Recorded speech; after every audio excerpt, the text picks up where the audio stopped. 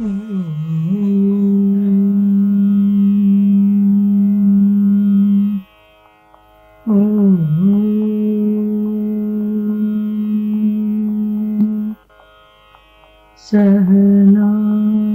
भवतु सहनो भुनक्तु सवीर्यं करवावहै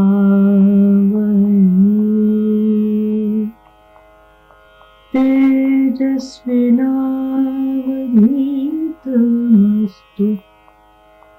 मा विद्वेषावहै।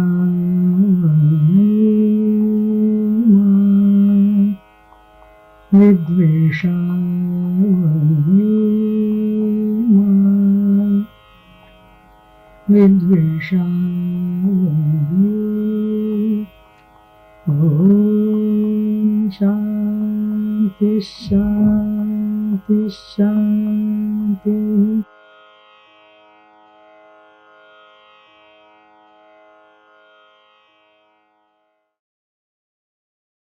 नमस्कार। नृत्य भारती कथक डांस एकेडमी की ओर से मैं नीलिमा आथे आप सभी रसिक जनों का सहर्ष स्वागत करती हूँ। आज का कार्यक्रम नृत्य भारती के अमृत महोत्सव में हो रहे उपक्रमों में से चिंतनिका नाम की श्रृंखला की एक कड़ी है। लेकिन दूसरी ओर से देखें तो नृत्य भारती की इस लंबी यात्रा में से 25-25 साल की 3 कड़ियों में से पहली है और इसीलिए इसका नाम है प्रथम पर्व। यह है 1947 से लेकर 1972 तक, नृत्य भारती की स्थापना से उसके रजत महोत्सव तक। संस्थापिका, नृत्यांगना, संरचनाकार, संशोधक, लेखक, संगीतकार, कवयित्री तथा गुरु रोहिणी भाटे जी को प्रणाम करके कार्यक्रम का आरंभ करते हैं। जिस पुणे में किसी भी शास्त्रोक्त नृत्य कला का अस्तित्व केवल ना के बराबर था, वहां इन्हीं 25 सालों में गुरु रोहिणी जी ने अविश्वसनीय इतिहास रचा। फिर नृत्य कला एक सुपरिचित, सर्वमान्य, सम्माननीय कला बनकर यहाँ प्रस्थापित हो गई। इतिहास का ये कालखंड आज के नर्तकों की जानकारी में नहीं है, लेकिन इसी कालखंड की वजह से नृत्य कला का विद्यमान स्वरूप यहाँ विराजमान है। गुरु रोहिणी जी को ईश्वर ने ऊर्जा का एक अत्यंत सशक्त केंद्र बनाकर भेजा था। जो भी व्यक्ति उनके निकट आता, उसमें ये ऊर्जा संक्रमित हो जाती। फिर वो शिष्य हो या संगतकार, मित्र हो या फिर दर्शक। आज की इस प्रस्तुति में उनकी इस ऊर्जा का प्रस्थापित और प्रसारित रूप हम देखेंगे। इस कालखंड में नृत्य भारती से आकर जुड़ जाने वाली 5 कथक नृत्यांगनाओं से आज हम मिलने वाले हैं। उन्होंने दिल खोलकर हमें इस प्रथम पर्व का दर्शन कराया है। चलिए उनसे मिलते हैं। नमस्ते शरद ताई। आपल्या नृत्य भारतीच्या या महोत्सवामध्ये, अमृत महोत्सवामध्ये आपण चिंतनिका नावाची जी शृंखला करतो आहोत, त्याच्यामध्ये प्रथम पर्व नावाचा हा एक कार्यक्रम आपण आयोजला आहे की ज्याच्यामध्ये आपल्या संस्थेच्या रौप्य महोत्सवापर्यंतचा वाटचाल आपल्याला थोडीशी समजून घेता येईल आम्हाला तुमच्याकडनं. म्हणून तर मला असं वाटतं की नृत्य भारतीच्या प्रवासामध्ये अगदी अथपासून इथपर्यंत तुम्ही सहभागी आहात, ही इतकी अपूर्वाईची गोष्ट आहे खरोखर. आणि नृत्य भारतीच्या सगळ्या पिढ्यांनी तुमचं सुंदर नृत्य पाहिलेलं आहे प्रत्यक्षात. सो खरं तर त्याबद्दल खूप अभिनंदन आणि नृत्य भारतीला मार्गदर्शन करत राहिल्याबद्दल आमच्या वतीने आभार मानते. आणि तुमच्याकडनं काही 1-2 गोष्टी जाणून घ्यायची इच्छा आहे की तुम्ही जो अगदी पहिला काळ होता नृत्य भारतीचा, तेव्हा तुम्हाला काही नृत्य करायला आणि मग रंगमंचावर करायला घरून परवानगी मिळायला काही त्रास झाला का? कोणी असं होतं की जे कोणाला आवडत नव्हतं, असं सांगू शकाल? हो, माझे आजोबा मी जेव्हा डान्स शिकायला शिकले हा. साधारण एक 14 वर्षाची झाली हा. आणि पुन्हा बेबीताईंचा क्लास निघाला. त्याच्यामध्ये हे पडला होता, म्हणजे कोणी चांगलं शिकवणार असं नव्हतं. आणि तेव्हा सुद्धा म्हणजे थोडा त्यांचा हा होता विरोध, पण म्हणाले असू दे, बाईच आहेत तर शिक. आई वडील ते कधीच विरोधात नव्हते, कारण त्यांना आवड होती नाटकांची, गाण्याची, म्युझिकची, त्यामुळे त्यांचा काही विरोध कधीच नव्हता. आणि मी प्रोग्राम्सना जायची त्यांच्या बरोबर, तेव्हा ते त्यांना न सांगता जायचे. त्यांना माहित नसायचं मी प्रोग्रामला गेली म्हणून. आणि आई वडील पण सांगायचे नाहीत, कारण त्यांना आवडत नसेल. नंतर काहीतरी कारणाने बेबीताई माझ्याकडे आल्या होत्या. तर तेव्हा मी आजोबांना सांगितलं की यांच्याकडे मी शिकते डान्स असं. तर त्या संस्कृत मध्ये वगैरे बरंच त्यांनी काही म्हणजे करत असत काम वगैरे, त्यांना कळलं, म्हणजे मी सांगितलं होतं. आणि त्यांना बघितलं प्रत्यक्ष, ते बघून त्यांचं मत खूप चांगलं झालं.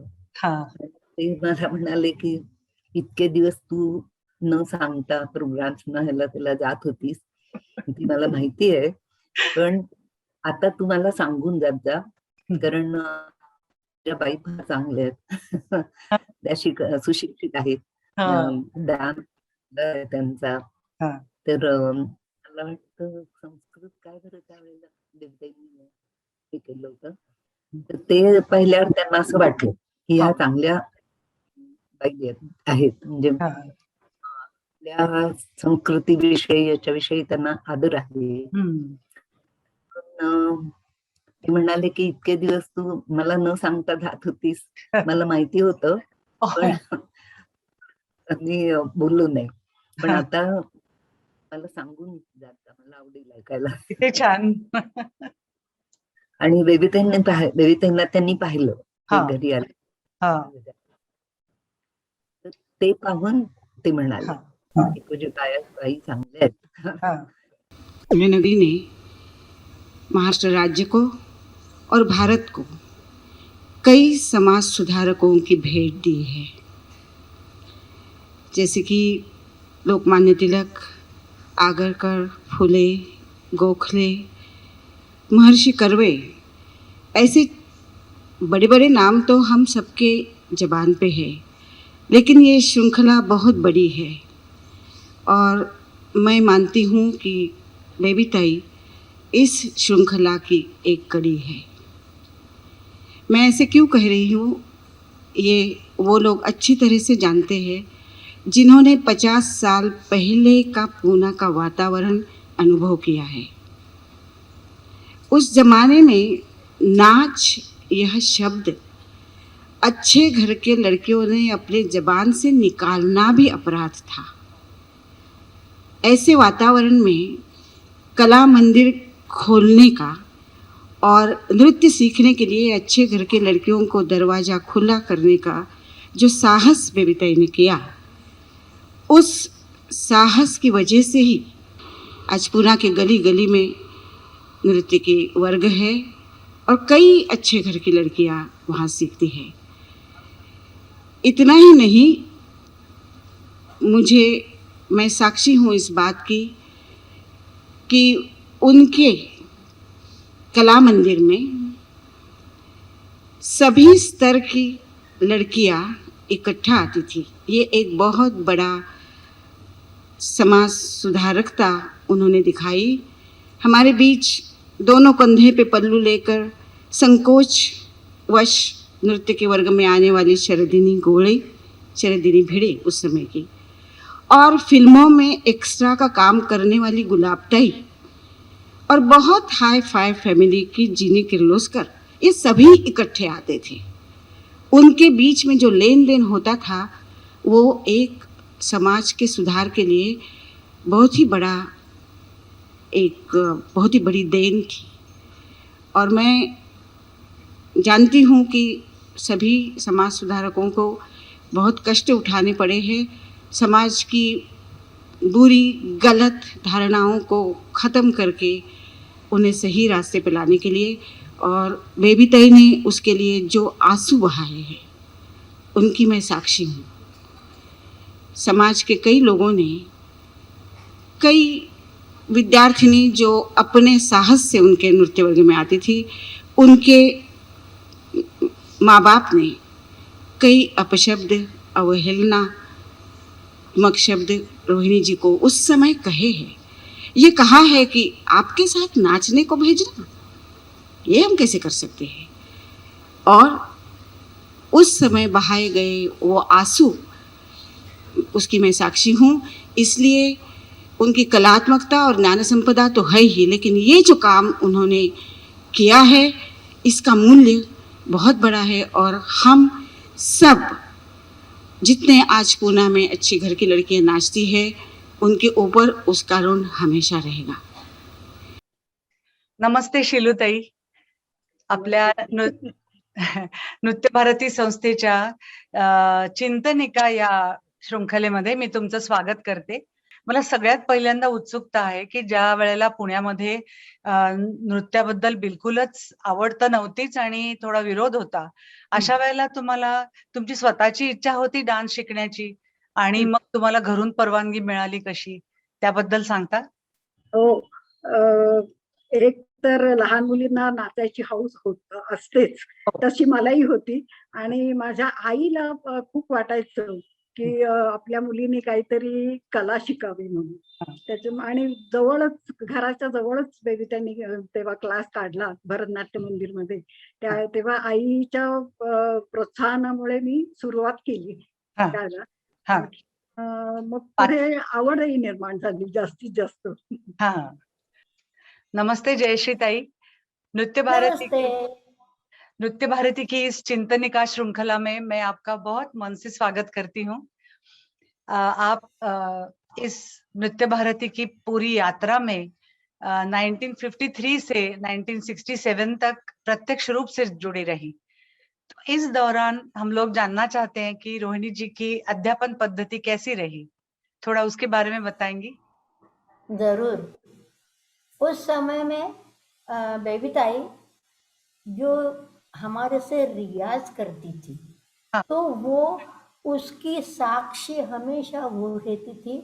और ऐसी एक भी कोई चीज नहीं रही कि उन्होंने हमको सिखा दिया और बोल दिया कि आप इसको तैयार करके मेरे को करके बताना। अब वो जो भी बताती थी, तत्कार हो, अभिनय हो, तोड़े टुकड़े हो, बार बार बार बार हमसे करवाती थी। और हर बार उसको देख के हर बार उसमें जो भी गलतियां होती थी, जो भी सुधार आवश्यक होता था, वो सब बताती जाती थी। और इतना समय देने वाला और इतनी बारीकियों से रियाज देखने वाला कोई भी गुरु आजकल किसी को भी नहीं मिलेगा। तो हमारा यह महान सौभाग्य था कि उन्होंने सब चीज हमसे परफेक्ट करवाने की उनकी तरफ से इतनी कोशिश की। वाह, ये तो सारा आखिर तक चलता रहा। हम सब लोग सचमुच बहुत भाग्यवान हैं। नमस्ते शमाताई, नृत्य भारती की चिंतनिका श्रृंखला में प्रथम पर्व नाम के इस कार्यक्रम में आपका बहुत मन से स्वागत करती हूँ। उस दौरान के प्रथम पर्व के जो कलाकार थे, उनमें से आप सबसे युवा बुजुर्ग हैं, तो आपसे सबसे अधिक जानकारी पाने की आशा रखती हूँ और बहुत सारे सवाल लेके आई हूँ। तो सबसे पहले तो मैं ये जानना चाहूंगी सबकी तरफ से कि आपने जब 1959 में नृत्य भारती ज्वाइन की, आप जुड़ गई, तो क्या ये आपका चॉइस था? क्या तब तक कोई सामाजिक असंतोष बाकी नहीं था या था भी? और उस समय से जब शब्दशः शून्य से संस्था निकली थी, तो आगे के नृत्य कला के सफर के बारे में कोई जानकारी नहीं थी। ऐसा होते हुए भी आप और अन्य कई शिष्याएं किस तरह से इस मार्ग पर चल पड़ी ताकि आपने करियर भी उसे बना ली? ये सारी बहुत ही उत्सुकता है जानने की। पहले तो नमस्ते, नृत्य भारती की संचालिका के नाते आपको मेरा बहुत बहुत शुभकामनाएं, आपकी सबकी पूरी टीम को शुभकामनाएं। और क्योंकि मैं नृत्य भारती की ही रही हूँ, तो बिल्कुल। इस संस्था के लिए 75 होना, वो भी आजादी के अमृत महोत्सव के साथ, जी। इसमें मुझे बहुत आनंद मिल रहा है और उसमें शामिल होने में भी बड़ा आनंद है।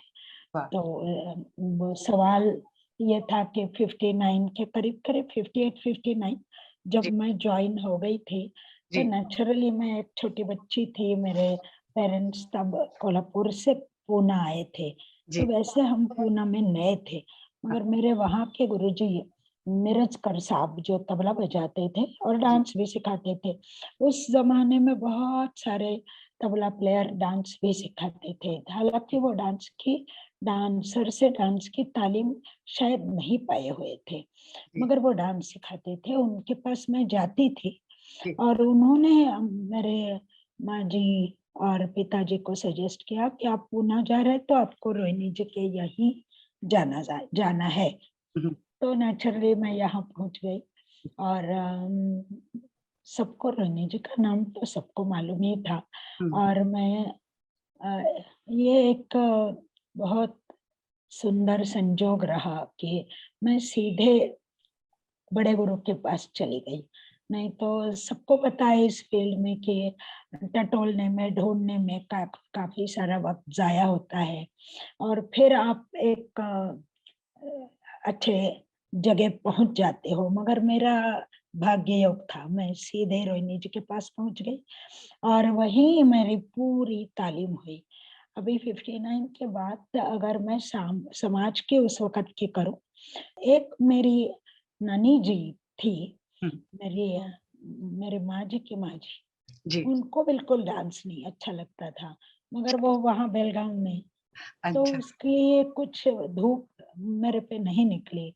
मुझे मुझे समझ में ही नहीं आया कि उनको मेरा नाचना अच्छा नहीं लग रहा है। तो मैं आराम से नाचती थी मगर अभी जैसे नाचती थी मैं कह रही हूँ, हुँ। वैसे कहाँ था 2 दिन उस दिन 3 हफ्ते में 3 बार हम क्लास में जाते थे जी। और बहुत अच्छा लगता था सीखने में अच्छा लगता था। रोहिणी जी खुद तो मुझे नहीं पढ़ाती थी, उनकी सीनियर शागिर्दों के पास मैं सीखती थी। जी। तो उषाताई शेंडे और शिलुताई परांजपे इनकी मुझे ज़्यादा याद है। जी। और इन लोग सब मेरा मुझे याद है कि रोहिणी जी के इर्द-गिर्द इन लोग रहते थे और रोहिणी जी जैसे वो मुझे एक उन्होंने कॉम्पोज़िशन सिखाई थी हाँ। भजे व्रजैक वंदनम, हाँ, हाँ। तो जी। वैसे वो दिखती थी मुझे कि सब व्रज की गोपियों के बीच में जैसे ओहो! वो वाह! खुद वाह! कौस्तुभमणि की मिसाल दी थी उन्होंने, पंछियों में गरुड़ की मिसाल दी थी, वैसे मेरी नज़रों में वो दिखती थी उस वक़्त और कई साल वैसे ही रहा। हुँ। उनका एक कैरिज़्मा मैं कहूँगी कैरिज़्मा हुँ। कैरिज़्मा था और मैं मेरे अकेले की बात कर रही हूँ, हाँ। मगर बात अकेले की नहीं है, बात सबकी थी। जितनी भी लड़कियाँ क्लास में हम लोग थे, तो जी। हम सब लोगों को वो एक बहुत ज़्यादा अट्रैक्शन था हुँ, हुँ। और हमारा एक छोटा-सा अपना ध्येय था, हुँ, हुँ। लक्ष्य था हुँ। कि हमें वो अंदर वाले सर्कल में घुसना है, रोहिणी जी के। मगर मुझे ये याद है कि एक बहुत ही सुंदर और अट्रैक्टिव जो छोटे बच्चे को बहुत लुभावना सा माहौल था हं, और हमें मन था की उनके पास सीखने कब मिले. हं. मला असं विचारायचं होतं, की ज्यावेळेला सुरुवातीचे दिवस होते, तेव्हा पुण्यातला विशेषतः जर आपण म्हणूया रसिक जो होता, तो संगीतप्रेमी तर होताच होता आणि नाटक सिनेमा पाहणारा होता. आता त्यावेळेला नृत्याचे कार्यक्रम रोहिणीताईंच्यामुळे पुढे आले सगळ्यांच्या, त्यावेळेला भावाभिव्यक्ती नृत्यामधली वेगळी असते किंवा एकंदर प्रेझेंटेशन वेगळं असतं.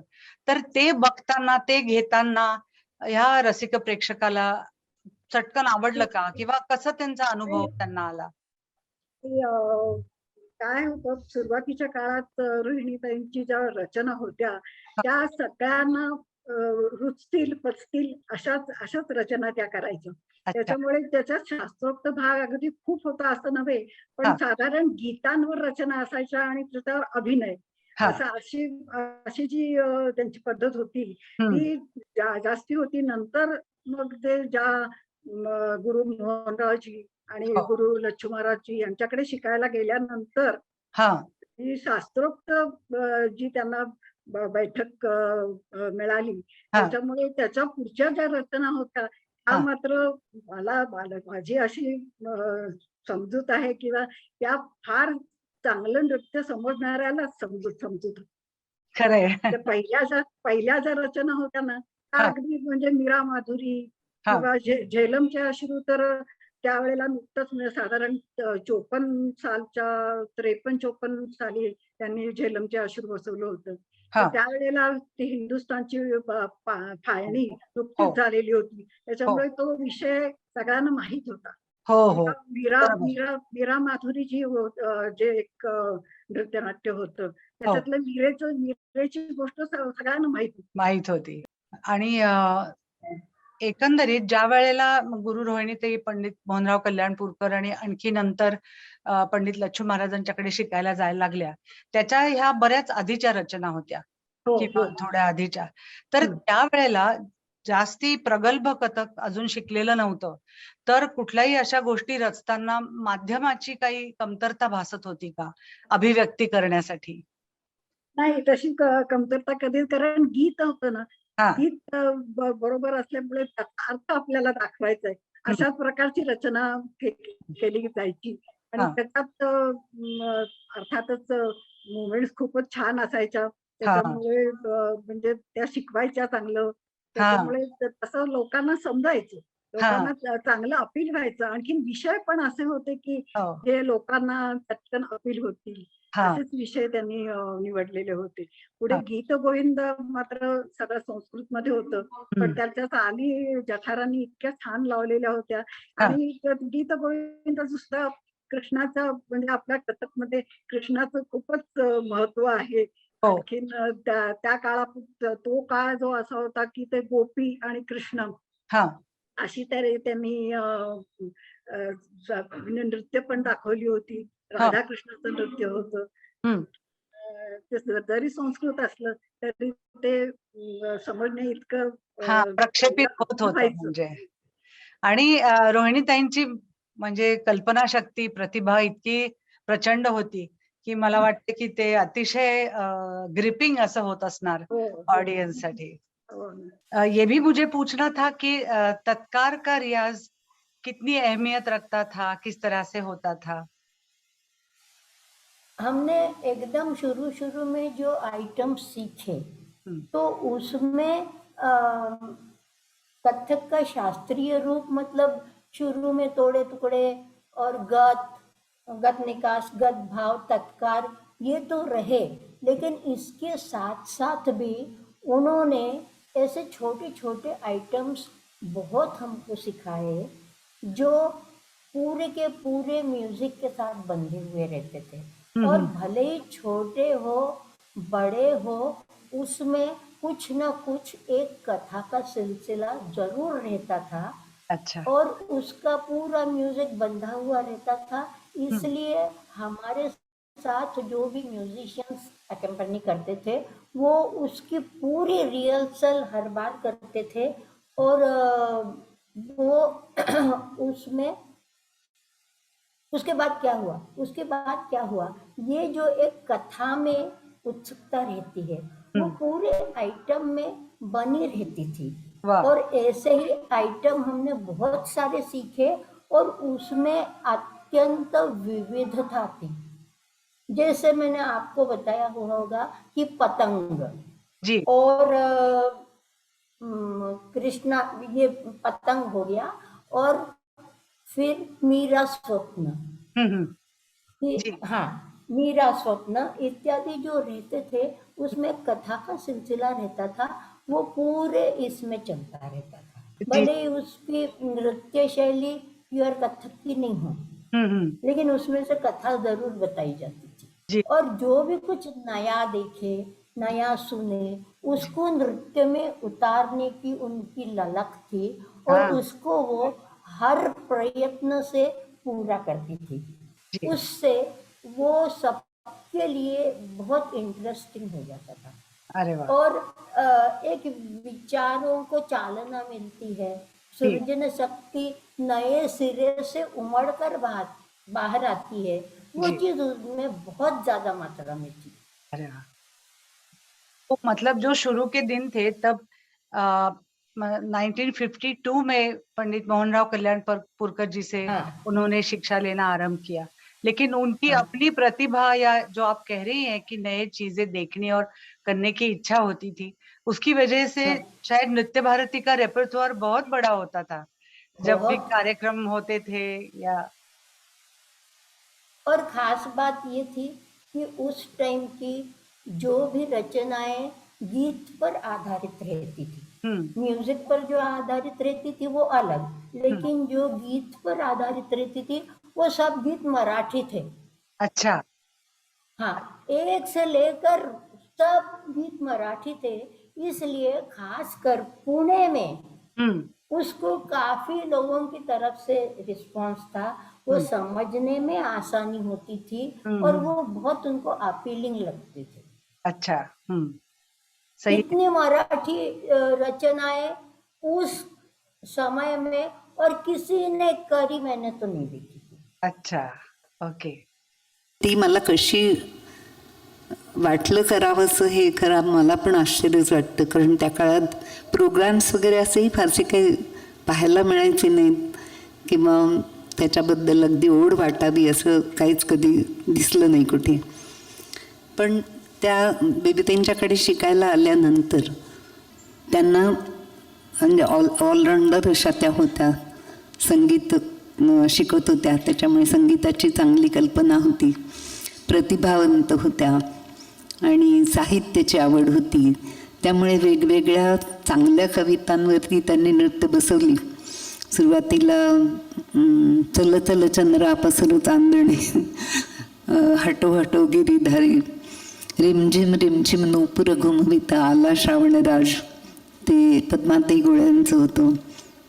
नंतर कुसुमाग्रजांची पृथ्वीचे प्रेमगीत, अशा चांगल्या चांगल्या ह्याच्यावर त्यांनी रचना केल्या आणि सौंदर्यदृष्टी त्यांना होती, त्यामुळे जे काय होतं ते चांगलं होतं.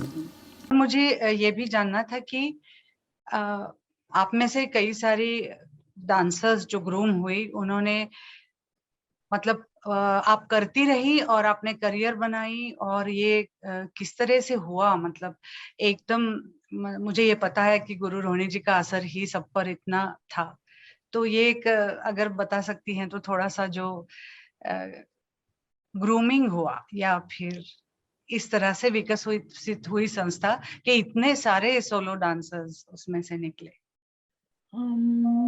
मैं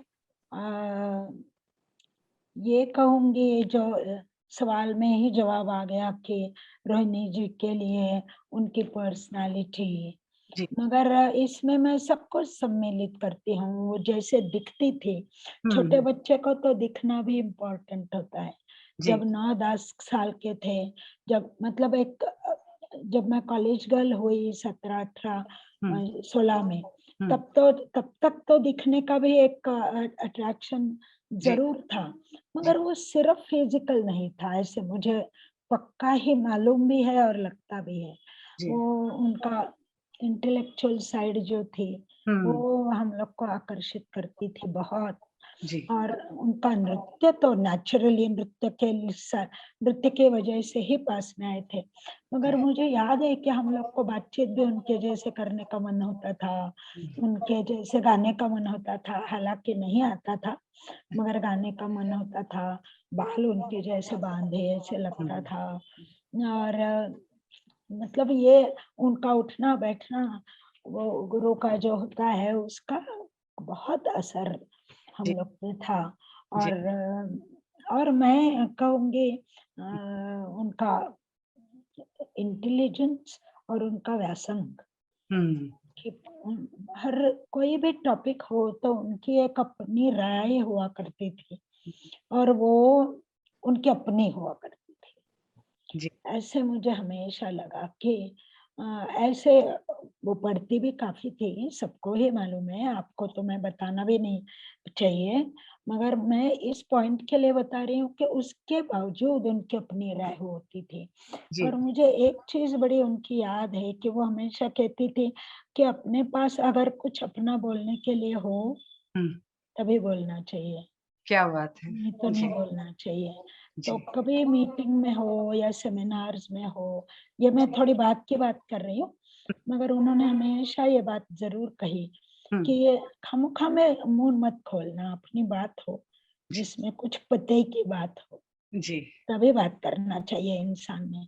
तो जी ये चीज़ें 2 लोग बात कर रहे हो बड़े, तो हम्म, बात नहीं करनी चाहिए। जी ये जो एक सोशल नॉर्म्स होते हैं, जी खाना कैसे खाना चाहिए टेबल पे बैठ के जी या ट्रैवल कर रहे हो तो कैसे लोगों के साथ बातचीत होती है। जी इन ऐसे अनेकों चीज़ों से मैं प्रभावित थी। जी again not just I hmm, but everybody and hmm, we all were wanted to be like her. तो हम्म, उनके जैसे होना में डांस तो था ही, मगर मैं ये भी कहूँगी कि शुरुआत उनके वजह से हुई, रुचि उनके वजह से पैदा हुई, हम्म, रुचि बढ़ती भी उनकी वजह से जी ही हुई जी और इसमें मैं आज दिन तक हूँ तो वो भी उनकी बदौलत। मुझे नहीं लगता अदरवाइज़ मैं डांस में रहती।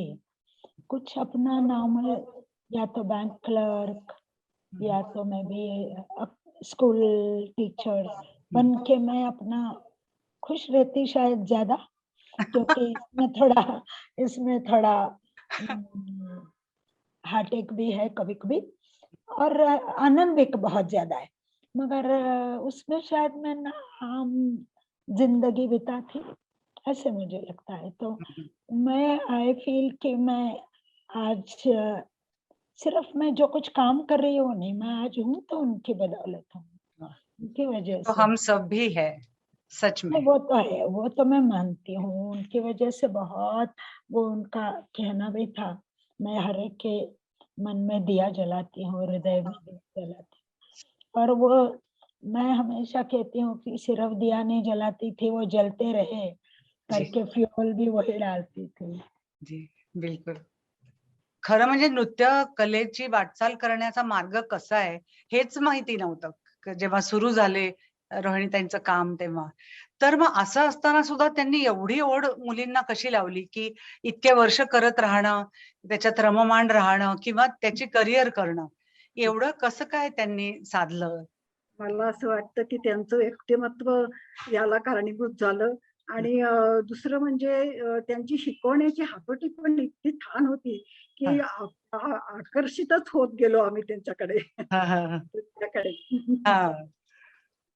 तुम्ही अगदी जवळून गुरु रोहिणीताईंच्या बरोबर राहिलात, त्यांना पाहिलत. तर त्यांचं आणि तुमचं नातं कसं होतं? म्हणजे आम्हाला असं वाटतं, की तुमचं वयातलं अंतर कमी होतं, तर कदाचित वेगळं असेल, काही कल्पना नाही मला. तर तुमचं नातं कसं होतं? नातं पहिल्यांदा गुरु शिष्याचं जरी असलं, तरी नंतर इतकी जवळीक निर्माण झाली, की अगदी प्रेमाचं नातं होतं आमचं. हो, की हो.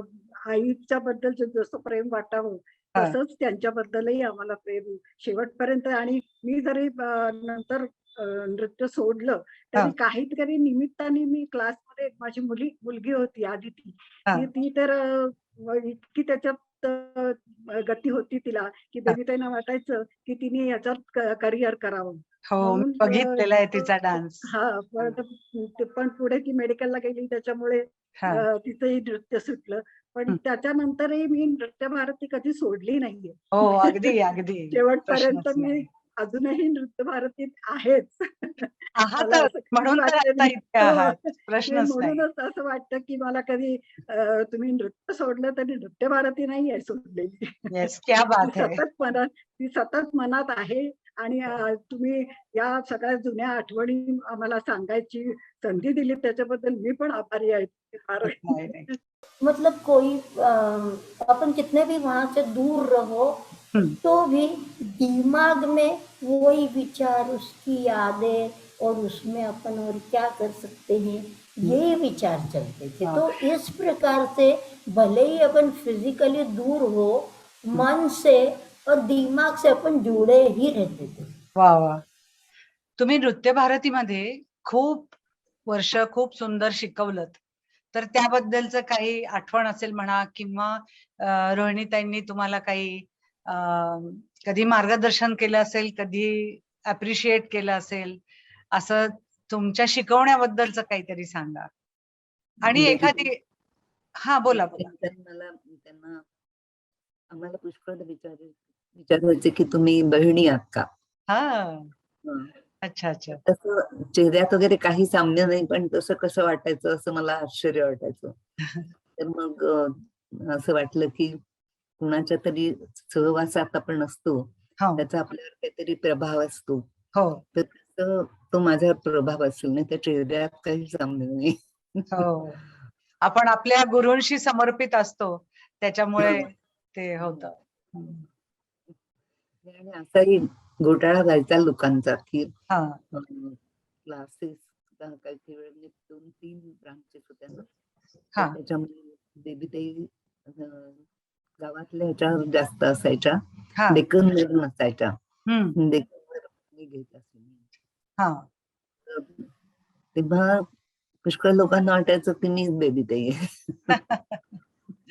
अच्छा, आपने कभी ये जिक्र किया था कि उस समय अपने कुछ ऐसी चीजें थी उनकी जिसकी वजह से सारे पेरेंट्स और मे बी अन्य लोगों में भी उन्होंने विश्वास पैदा किया, और इसके लिए कुछ बहुत ही खास चीजें किया करती थी, not purposely of course, but जैसे कि बच्चों को किस तरह से संभालना, कितनी उनकी हिफाजत करना, या ऐसी कुछ चीजें आपने कही थी एक बार, मुझे याद है। हाँ, मतलब मैं जब क्लास में ज्वाइन हो गई थी तब थोड़ी सिचुएशन चेंज हुई थी, मगर मैंने जैसे कहा, मैंने ये घर पर भी बातें सुनी है इनमें से कोई, और मैंने रोहिणी जी के मुंह से भी सुनी है, और ऐसे, क्योंकि मैं वैसे उसके बाद तुरंत आई हुई हूँ, तब तक माहौल थोड़ा वो गर्माहट नहीं थी, अच्छा था, मगर फिर भी तो मैंने ये बातें सुनी है। मुझे एक तो ये लगता है कि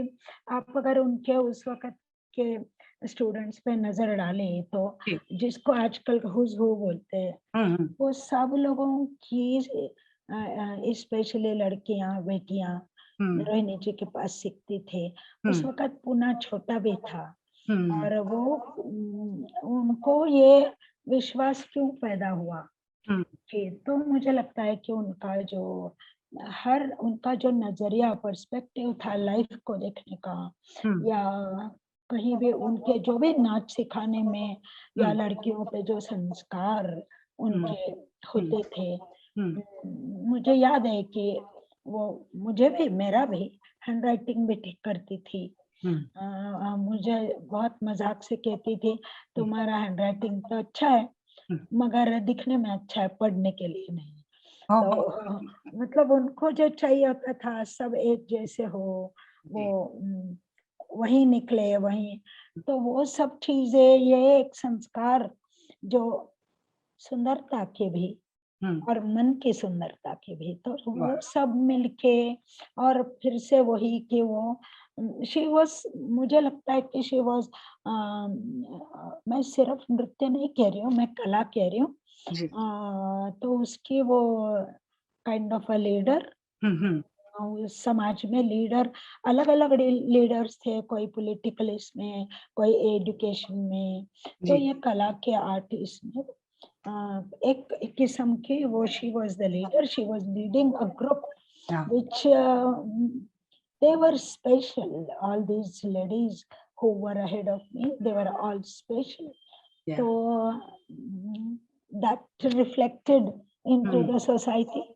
और इस वजह से मुझे लगता है विश्वास पैदा हुआ कि नृत्य के लिए, not only for Rohini ji, but for dance, यह बहुत एक जैसे कॉम्प्रिहेंसिव बात है, जिससे नृत्य तो है ही, मगर म्यूजिक है, साहित्य है, पर्सनालिटी है, मेमोरी है, इंटेलिजेंस है, सबको बढ़ावा मिलता है। और इस वजह से एक आज कहते हैं पर्सनालिटी डेवलपमेंट, मगर वो तो सब नृत्य भारती में रोहिणी जी के संग रहते रहते ही होती जाती थी।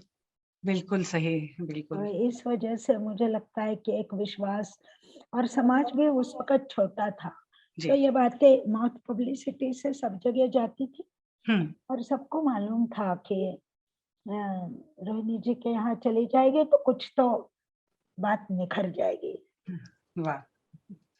शिलूताई, आता ना नृत्य भारतीच्या इतक्या साऱ्या कार्यक्रमांमध्ये तुम्ही होतात, तर एखाद्या दौऱ्याची आठवण सांगा.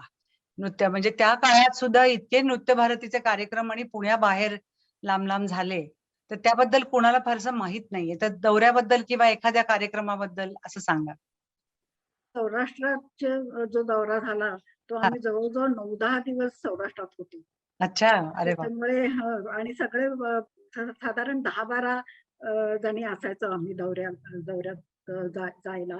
हं. कारण जास्त मोठा ट्रूप नेणंही शक्य नसायचं. हो. तर एखाद्या ते झेलमच्या अश्रूमध्ये हां. मी इंद्राचं काम केलं होतं.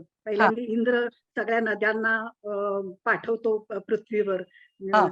सिंधू, सतलज, चिनाब, झेलम, राग हां. आणि त्या सगळ्या नद्या पृथ्वीवर आल्यावर हां. त्यांना तो इंद्र सांगतो, की हां. तुम्ही इकडे जायचं, तिकडे जायचं वगैरे अशा अशा तऱ्हेने ती सुरुवात होती.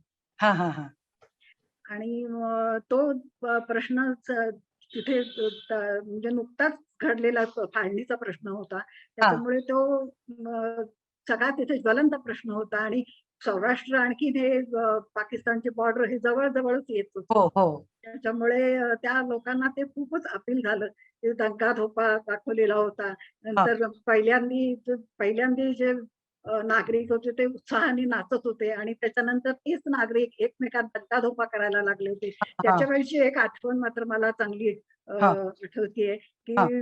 माझ्या हातात असा काहीतरी धावून जायचं ना अंगावर म्हणजे शत्रूच्या अंगावर धावून जायचं. तेव्हा हिंदू मुस्लिम काही काही जे 2 गट होते हं. त्याच्यातनं धावून जायचं अंगावर. तर मला त्या पोलीस लोकांनी खरा-सुराच आणून दिला होता.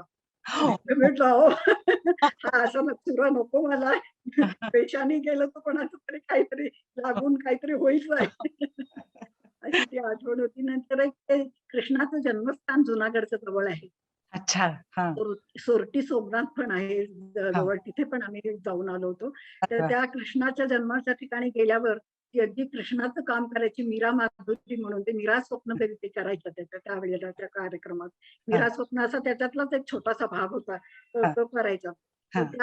ती कृष्ण झालेली जी मुलगी होती हां. तिच्या पाया पडायला लोकं यायला लागले सगळे. हो, हो. इतकं इतकं आहे की सौराष्ट्रात आणि कृष्णाचं खूपच महत्व आहे. हो. ते त्याचा जन्म झालेला सगळं हो. त्याचं आयुष्य गोकुळ सगळं तिथेच हे झालेलं त्याच्यामुळे तिथल्या लोकांना कृष्णाचं फारच महत्व हे आहे. हं. वाह! खूपच मजा आली असेल. और कोई ऐसा यादगार उनका सोलो जब आपने पढ़न की थी, ऐसे ही मतलब वो एक दृश्य देखना चाहते हैं, कैसा? मैं बहुत एक्चुअली उस ज़माने में उनके काफ़ी सोलोज़ हुए। बहुत जगह-जगह सोलोज़ हुए। कोई जगह मैं भूल भी जाऊँ, मगर पूना बम्बई तो बम्बई, पूना बम्बई उस वक़्त तो मुंबई नहीं बम्बई ही कहते थे। हुँ, मगर मुंबई में, दिल्ली में एक दूसरा मुझे याद है, हुँ, मगर एनसीपीए में, हुँ, फिर जबलपुर में, हुँ, गोवा में, नासिक हुँ, में, ये कोई-कोई जगह मुझे याद है। हुँ। जब सुरेश जी भी जी, और रमेश कुमार जी भी जी। गाते थे और ऐसे जमघट इन कलाकारों का ऐसे लेन-देन हुँ, रंगमंच पे हुँ। ऐसे मतलब सीधे शब्दों में मैं कहना चाहूँ तो मुझे ऐसे लगता था कि ये जो राज दरबार है कलाकारों का, ऐसे उनका और बहुत कस के दर्जा संभाल के बातें होती थी। ऐसे राम जगत हितकारी मुझे याद है। कभी 3 ताल, कभी 10.5, जी, कभी झपताल, जी, जी। तो उनके झपताल साथ जपताल बहुत हुआ। झपताल के आंगन में 3 ताल जी, वगैरह।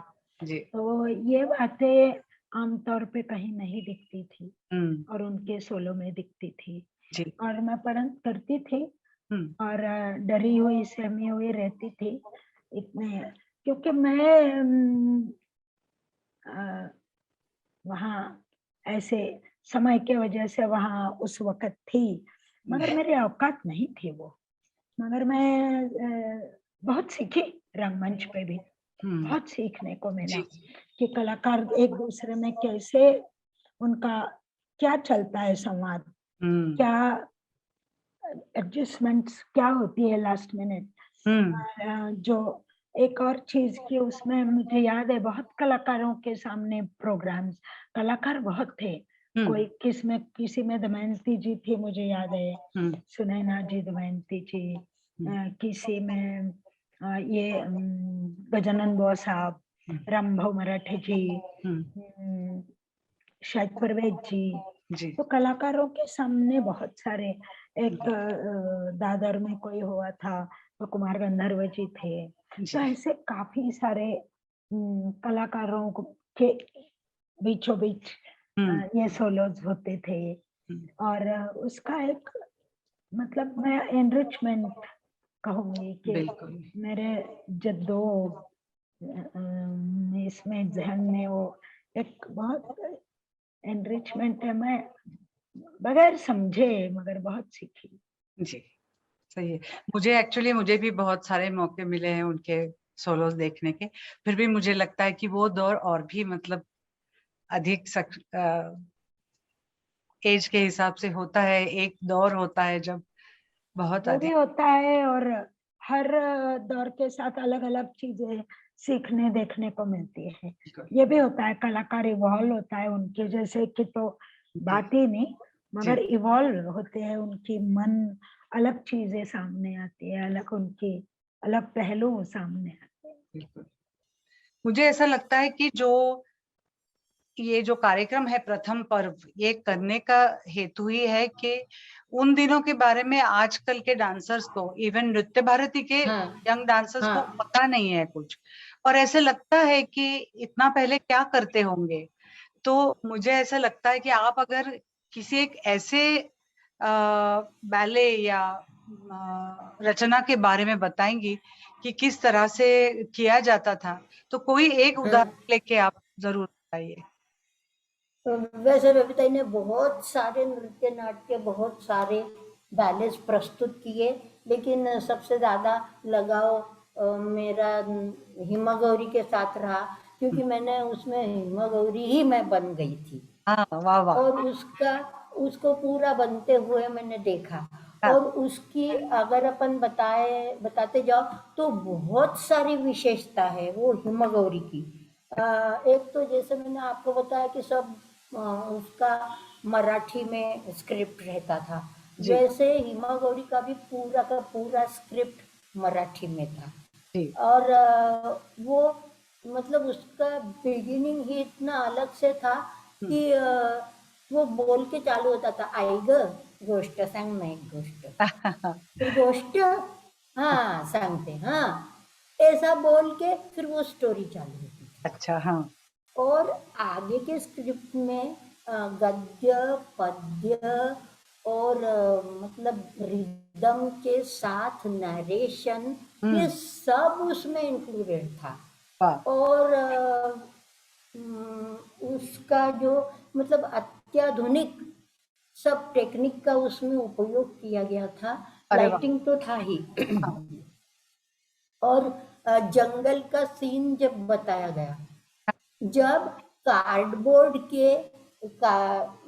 में ऐसे पौधे पेंट करके पीछे से स्टैंड लगा के वो स्टेज पर खड़े कर दिए थे, बहुत सारे पेड़ पौधे जिसमें फूल और पौधे जैसा ही वो दिखाई दे रहा था स्टेज पे। और हिमा गौरी को जंगल में छोड़ने के बाद वो एक छोटे से झोपड़े में रहती है, तो वो झोपड़ी का आगे का दरवाजा पेंट किया था। और वो ड्रॉप जो है ऐसे ऊपर से रस्सी के सहारे स्टेज पे छोड़ा जाता था। अरे वाह। और बस केवल आगे के दरवाजे से वो झोपड़ी बन जाती थी। ये हम बात और करते हैं 1954 की, राइट? नहीं, 61 की। अच्छा, ओके 61 की। Okay okay. हाँ, और उसमें खरगोश और हिरन, 2 चिड़िया, एक गिलहरी, हम्म। ये सब प्राणी उसमें उसके साथ रहते थे, हिमागौरी के साथ। हाँ। तो इनके सबके ड्रेसेस तो थे ही उनके अनुसार, जैसे हिरन का वो पीला और उसमें काले काले थोड़े स्पॉट्स हो, खरगोश का सफेद हो वगैरह।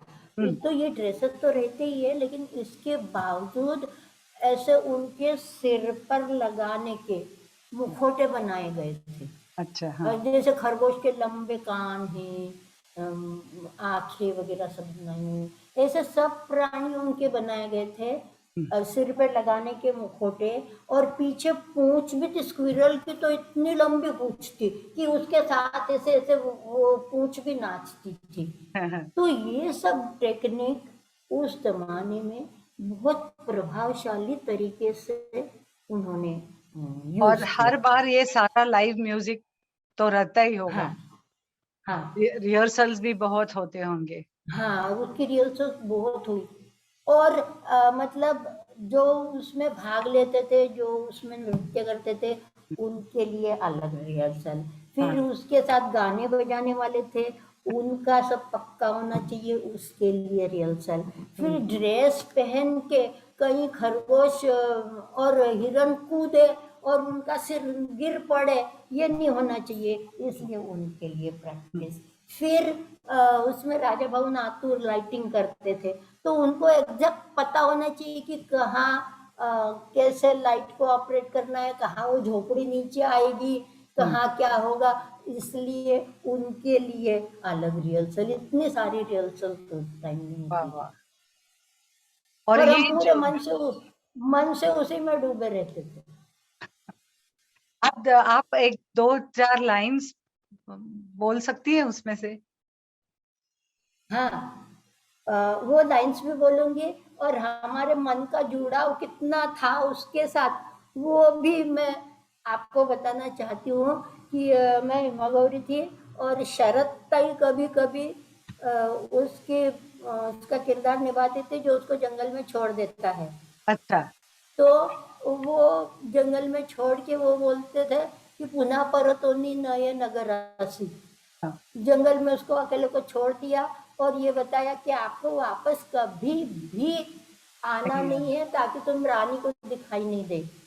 तो मेरे को इतना बुरा लगता था कि अगर शरद ताई ने अपने को छोड़ दिया और शरद ताई बोलती है कि तुम मेरे पास वापस मत आओ, तो फिर मैं अब क्या करूंगी और कहाँ जाऊंगी। तो मेरे को सचमुच रोना आता था मेरे। अरे बाप रे। क्योंकि ये शरद ताई बोल रही है, तो हम्म अपन कहाँ जाएंगे, क्या करेंगे, ये मेरे को बहुत ही बुरा था। और जैसे मैंने बोला ना आपको कि ये शुरू ही ऐसे होगा, आई गोष्ट संग में एक गोष्ट, मतलब प्योर गद्य में वो चालू हो गया।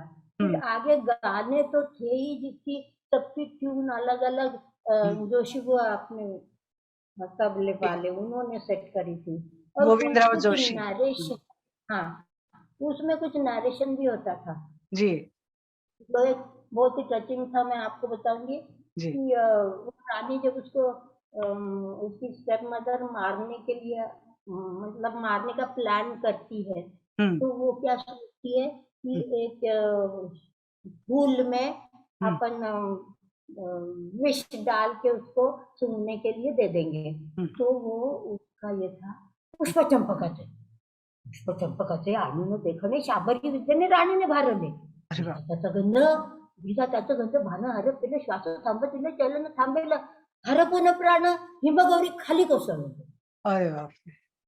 तो ये केवल नरेशन था, लेकिन वो इतना प्रभावशाली होता था। वाह. और ये हिमगौरी खाली कोसळले, हाँ. यही उसका अंतिम ध्येय था।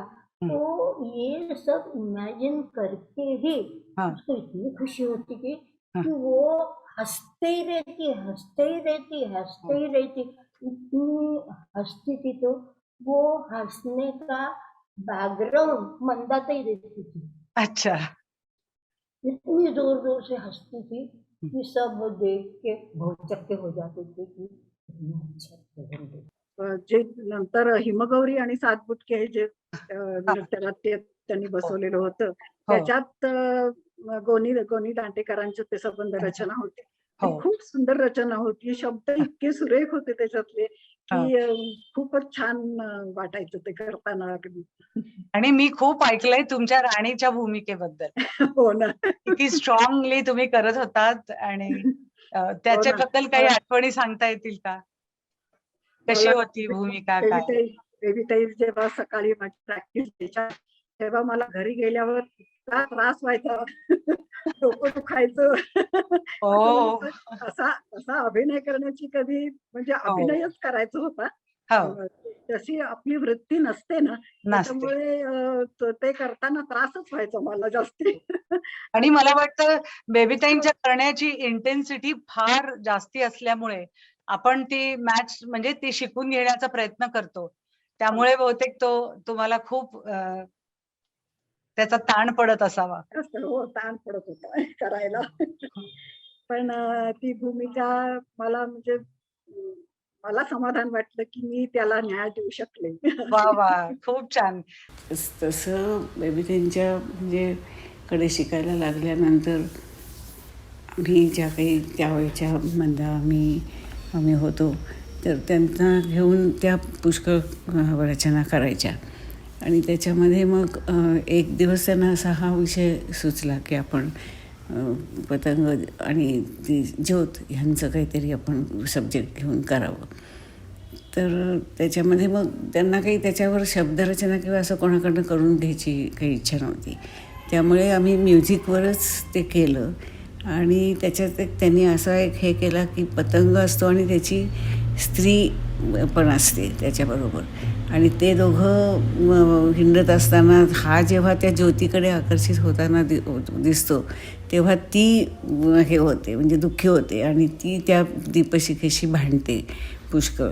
आणि मग करता करता तो पतंग जो असतो तो काही तिला जुमानत नाही आणि त्या दीपशिखेच्या भोवती सारखा आणि ती दीपशिखा त्याला हे करून घेत असते. ती ज्योत त्याला आकर्षित करून घेत असते. आणि शेवटी तो तिच्यावर हे झडप घातल्यासारखा म्हणजे तिला जवळ घेण्यासाठी तिच्यावर झडप घालायचा जातो आणि तो मृत्यू पावतो. आणि मग ती स्त्री दीपशिखा जी असते ती मग त्याच्यापाशी बसून ती रडत बसते. असं त्याचा तो शेवट त्यांनी केला होता. आणि ह्याच्यामध्ये बेबीताई करायच्या पतंगाचं काम. तर त्याच्यामुळे आमच्याकडे जे वादक होते हार्मोनियम वादक जोशीबुवा ते फ्री म्युझिक वाजवायचे. म्हणजे जसं जसं आम्ही ॲक्शन करू तसं तसं ते कारण ते उत्तम रागदारी वगैरे पेटीवर वाजवत असत. त्याच्यामुळे ते त्या विषयाप्रमाणे त्या ह्याच्याप्रमाणे ते आपले वाजवत जायचे आणि बेबीताई आणि आम्ही त्याच्यावर करत जायचो.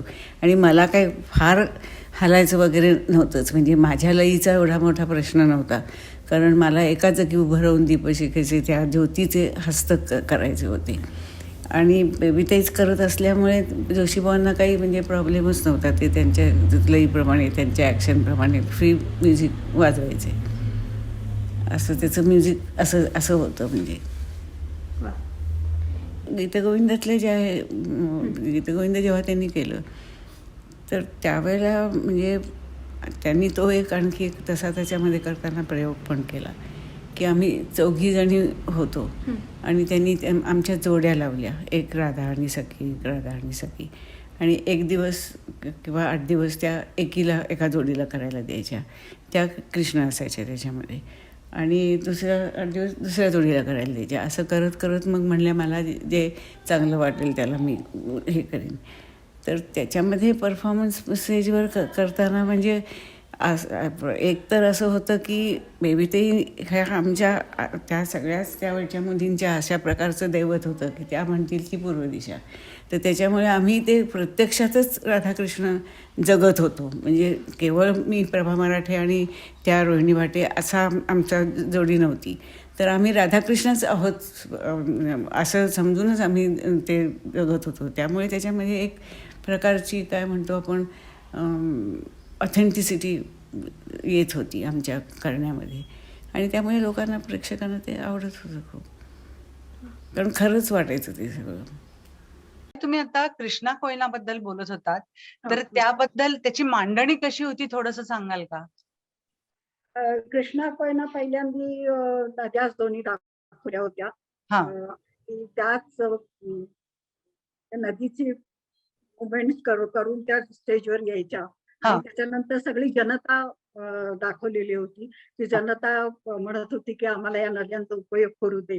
हा. की मग त्या नद्या म्हणायच्या की आमच्यामुळे जर धरण बांधलं की किंवा काही त्याचा उपयोग जास्त करायचा झाला तर या सगळ्यांना शेतीला उपयोग होईल. हा. आणखीन हे सगळ्या संबंध या याचा ज्या भोवतीचे त्यांचं हे होतं शेती वगैरे, तर त्याचा चांगला प्रसार होईल किंवा त्याला चांगलं प्रोत्साहन मिळेल अशा तऱ्हेने केलं होतं. आणि मग सरकार येतं त्याच्यात काही रणीताई आणि मी असं दोघी सरकारला विनंती करते जनता सगळी असं हे धरण बांधावं असं. तर ते पण म्हणजे सरकार नद्यांना व्यक्तिमत्व दिलेलं होतं आणि एक अशी थोडी अभिनव अशी मांडणी होती. हो, अतिशय अभिनव होती मांडणी.